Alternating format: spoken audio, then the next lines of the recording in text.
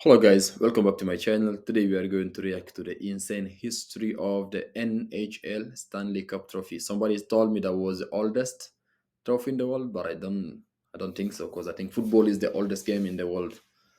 But let's get into it. Let's see how it plays out. Please don't forget to leave a like, comment, and subscribe to the channel for more content. And thank you for the support. You might be wondering why the infographic show is doing a show about a trophy, a hunk of metal, rather than, say, a video about the sport itself, or perhaps a show about how incredibly violent ice hockey was in the past, if not still today.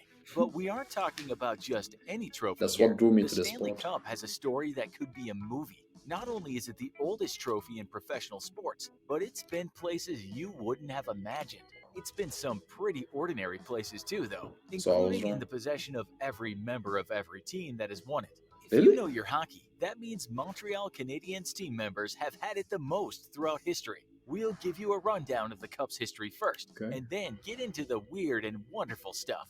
So you might not be surprised to find out that it was an English bloke that was behind the Stanley Cup. And yes, his name was Stanley. His title was Lord Stanley of Preston. When he wasn't lording over things in the industrial north of England, he liked nothing more than to hop on a boat and go to the land of frozen lakes and maple leaf syrup. In 1888, he became the Governor General of Canada, and it's said that one of the things he liked about Canada was some strange sport where men skated around on ice and bashed each other up while trying to slot a puck into some nets. Hockey back then was still up and coming, mainly played in the government town of Ottawa, where people skated to work in winter, and in the larger city of Montreal. It was written Okay. in a newspaper that after Old Stanley caught a game in Montreal, he expressed his great delight with the game of hockey and the expertise of the players. Soon his sons had formed their own teams in Ottawa, but Stanley said something was missing.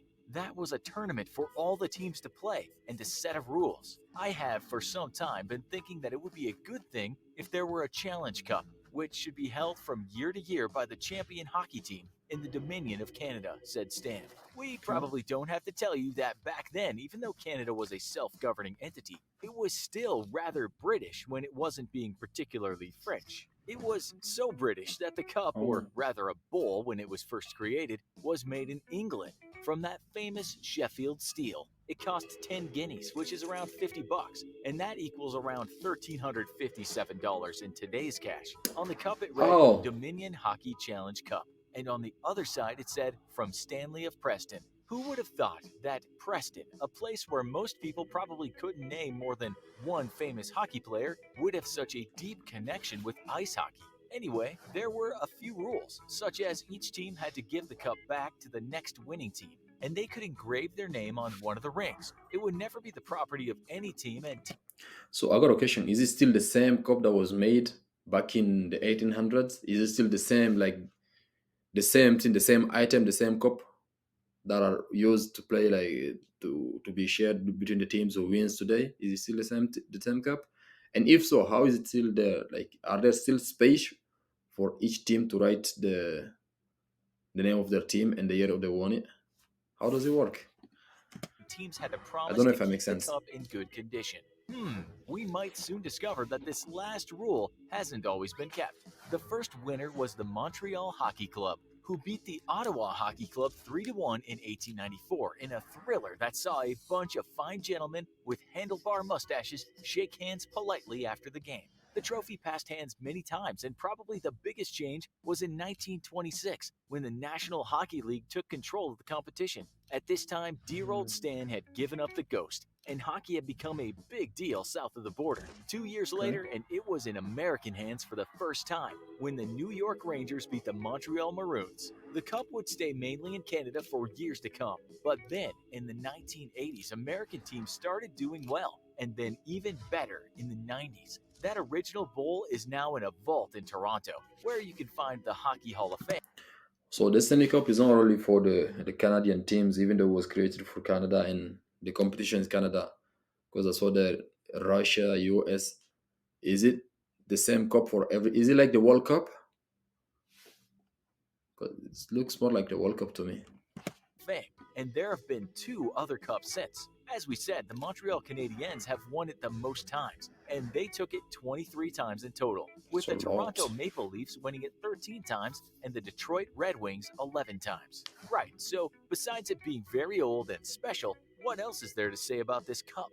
Well, the answer is a long one, as you'd expect from a cup that has been in the hands of many, many hockey players. We'll start with the past and the fact that one of the cups was nearly lost forever when in 1924 the careless Montreal Canadiens left it at the side of the road and took off. Thankfully, someone Why? must have said something like, I think we might have lost the cup, eh? Or perhaps more along the lines of, Je pense que nous How? l'avons pour être perdu la coupe, eh? Peut-être. Okay, we don't speak French very well and had to use Google Translate there, so nous sommes Right. désolés, French and French Canadian people, if we got that wrong. It's a good job, in fact, that the cup is made of tough stuff because on more than one occasion it's been treated badly. You could say for many years it's been in an abusive relationship. We might Why recall the though? time that the New York Rangers had to pee on it because they started a fire they couldn't put out. That was in 1940, and it wouldn't be until 1994 that the Rangers would win the cup again. The team was so overjoyed that year that they took The how do you pee on the cup itself? Hockey is a whole different spirit, man. Hockey is the something cup out else. for a few nights, and for a while it stood in an East Side strip club. I'm not sure that they really understood what it meant the way a Ranger fan would, the owner of the club said about his dancing employees. But they were playing along because they were feeding off the frenzy of the crowd. Apparently, the strippers would bring it on stage and do their routine around it. Players also drank out of Hockey? it, and it visited other bars around New York. While with the Rangers, it also said the cup fell out of the trunk of No, the problem is like I cannot imagine someone doing this to the World Cup. The trophy itself.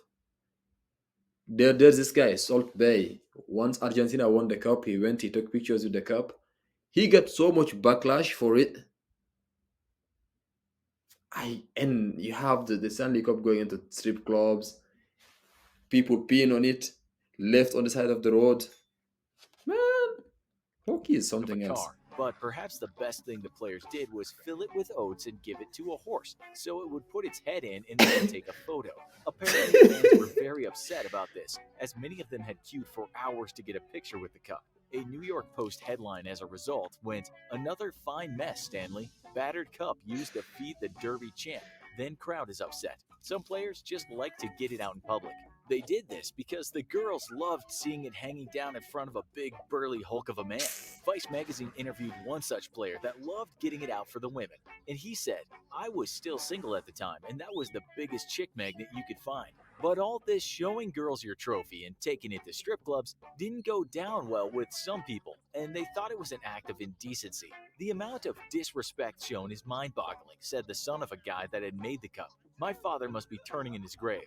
It was very beat up, so he had a point. One of the Rangers even admitted that, saying it's safe to say we ruined it for every other team moving forward. They weren't too pleased with us by the end of the summer. It wasn't in great shape, put it that way. Still, it was good news for the Rangers, who thought they had been cursed to never win a cup again after it said they desecrated Stanley's legacy in 1940 by burning the mortgage of Madison Square Garden in it. But before any of you Yo, Canadians get all high and mighty about how those reckless Americans hold have on, hold on. disrespected Is it me or our hockey players crazy? How do you treat the cup that is the oldest trophy in the world like this? the great hunk of metal, let us not forget that in 1962, the Toronto Maple Leafs decided it might be a good idea to throw the thing on a bonfire. Like the Brits burned effigies of the pyromaniac Guy Fawkes, they were apparently rather drunk at the time. In 1905, players in Ottawa tried to drop kick it across the Rideau Canal. 20 years later, the two kids of a manager saw it in their basement and thought they'd put their names on it, so they did the inscriptions with a rusty nail. In 1961, a Canadian wasn't Hold on, happy hold on, about the hold on, cup hold on, being hold on. won by So what was they doing for the 20 years while the cup was in the lake? Which trophy were they taking? This trophy has some good old stories to tell, man. an American team, so he did the reasonable thing and stole it. He got caught and said to the judge, "Your Honor, I was simply bringing the cup back to Montreal where it belongs." Too right, brother. Who wouldn't have done that? Everything in its rightful place, eh? But the cup ended up back in Canada the year after when the Toronto Maple Changed Leafs won it again. That shape. was a good year too because perhaps for the first time it was filled with pee. Yep, that happened when a player put his son in it so he could take a cute photo. But the kid just couldn't hold it all in and let one go inside. Years later, another player put his baby girl in it and she really let one go, trumping the incontinent Toronto boy by dumping a stinking number 2 in the cup. We hope it was cleaned after because lots of players have admitted to trying to sleep in the thing. Some have filled it with dog food and let their canine friends eat out of it, while other players have tried to see if it floats, which it certainly doesn't, as the test has confirmed. Maybe it's a Is witch it because dumbness many or players what? have said it was cursed. Apparently, if you touch it before winning it, your team will not win that year. And Oh, it actually has been confirmed too. superstition. It's been thrown downstairs, fallen off balconies, been a baptism bath, fallen off many tables, and has even been tested for germs. In 2010, it was discovered that it had on it a fair bit of E. coli, but we aren't going to blame the pooping Canadian for that. It has certainly been around, too, having hitchhiked once when a player's car broke down. But in terms of wider travel, the Cup has been all around the world. When Canadians and Americans were fighting in Afghanistan in 2007, it went over there. Apparently, nothing boosts Really? morale like a sports trophy, and it actually did 2 tours in Afghanistan. It survived its second tour and then went on to star in a gay pride festival in Chicago. It's Really? also been all around Europe, and in 2006 even made it back to Stanley's old stomping ground of London. It's done a fair bit of traveling around Finland, Sweden, Ukraine, Russia, Slovenia, and Slovakia. When it goes stateside, which happens a lot lately, it also gets to visit the White House. Presidents Trump, Obama, both Bushes, and Reagan all had it for a while as an ornament. But those that take care of this cup when it's not traveling around or being used as a toilet or dog bowl have asked players to treat the thing with more respect. They seem to think Stanley of Preston would be spinning in his grave if he knew his creation had graced stages in the Big Apple, where lascivious men lech over bronze girls with fake mammary glands while slipping $10 into their waistbands. "We're trying to preserve the history of the Stanley Cup," said one caretaker. "Well, ain't history inclusive? Perhaps those adventures the Cup has been on are its history. What do you think? Should players be more respectful to this thing? Tell Of us in the course. comments. Also, be sure to check out our other video, You versus a WWE wrestler. Could you defeat him or her? Would you guys Thanks for want to see watching, and that? as always, don't More forget to videos like, from them? share, and subscribe. See you Man, for me, when I heard about the Stanley Cup, for me it was okay. This is the oldest trophy in the world, so like the World Cup is respected, and everybody wants to win it. Everybody wants to honor it.